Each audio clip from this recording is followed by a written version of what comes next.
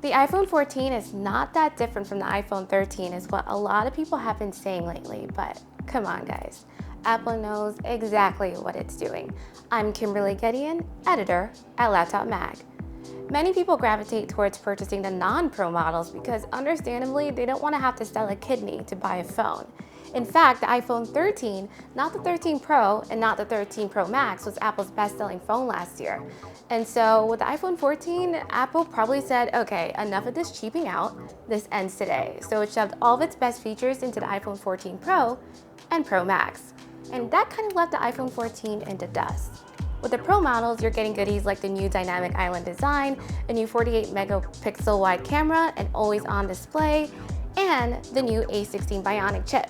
Apple is purposely making the entry-level model less attractive, so you'd be more likely to buy its pricier upper-tier models. I know what you're thinking, but that always happens. Apple always puts all of its best stuff into its Pro models, but this year, it's a little different. Historically, at the very least, the iPhone 14 would have gotten the A16 Bionic chip and maybe the new display design, but that didn't happen. So the cheapest iPhone this year has a greater disparity in specs than the Pro models than we're used to seeing. But that doesn't mean that the iPhone 14 doesn't have new eye-catching features. Before I dive into those features, I will admit, I was one of those people that was like, okay, what's the difference between the iPhone 13 and the iPhone 14? Let me break it down for you. First things first, the iPhone 14 has crash detection. The iPhone 13 does not, so if you're in a really bad car accident, the iPhone 14 will call an emergency service provider on your behalf. The iPhone 14 also has emergency SOS by satellite, so the iPhone 13 doesn't. So if you're in a really sticky situation, maybe you're about to get abducted by aliens or a bear is chasing you in the woods, you can send text to people who can help, even if you don't have cell service or Wi-Fi coverage.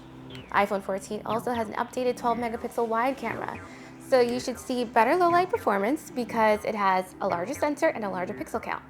And in my personal experience, nighttime photos with the iPhone 14 definitely has improved.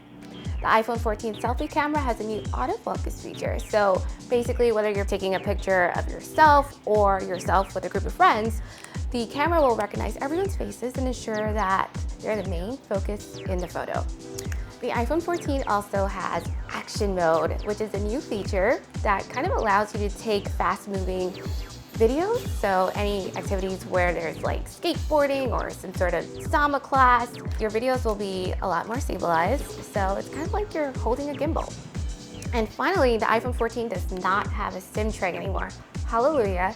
That means you're no longer having to deal with a physical SIM card and you don't have to scramble to look for that SIM tray tool that never seems to show up. And the iPhone 14 uses eSIM now, so setting up a network connection is so much easier.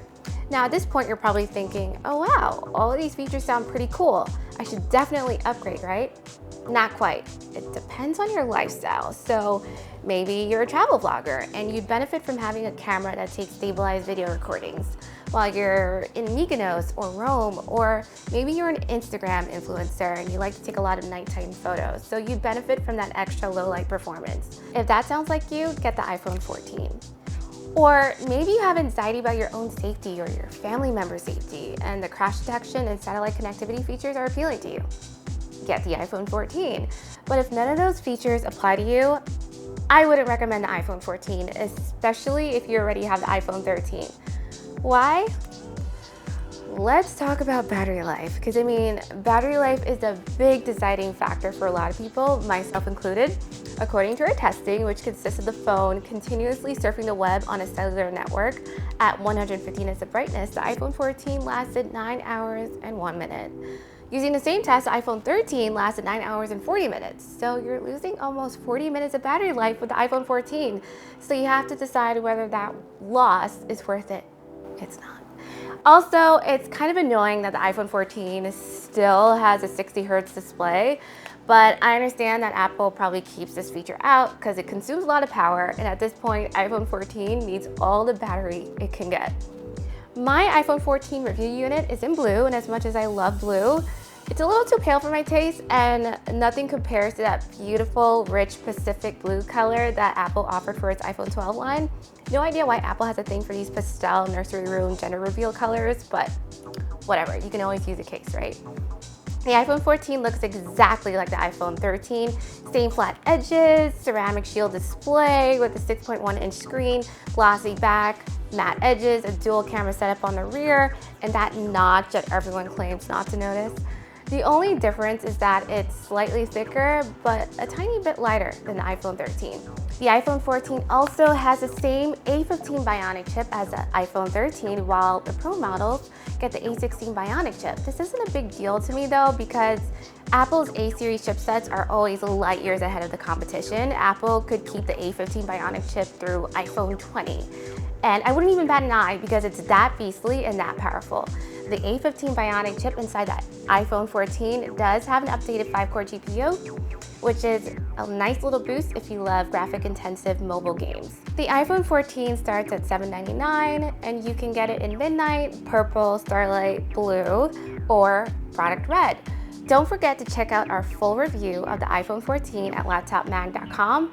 I'm Kimberly Gideon, and this is Laptop Mag.